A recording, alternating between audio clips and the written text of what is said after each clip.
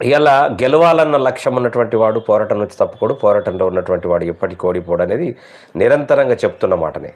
అయితే మరి 30 ఏళ్ళ తర్వాత వర్గీకరణ సాధించిండు మందకృష్ణన్న. మరి 15 ఏళ్ళు నిరంతర పోరాటం చేసి తెలంగాణను సాధించిండు కేసీఆర్.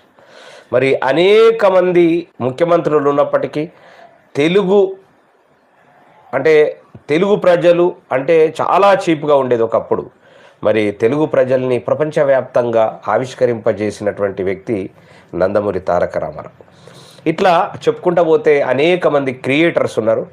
మరి నిరంతరంగా పోరాటం చేస్తేనే వాళ్ళు ఏదైతే సాధించాలనుకున్నారో అది సాధించగలిగారు. నిరంతరంగా ఖచ్చితంగా పోరాటం చేయాలి. మధ్యలో ఏదో అమ్ముడు పోయో లేకుంటే ఎవరికో బెండ్ అయిపోయో మరి ఆర్థికమైనటువంటి ఇబ్బందులు ఉన్నాయనో లేకుంటే నా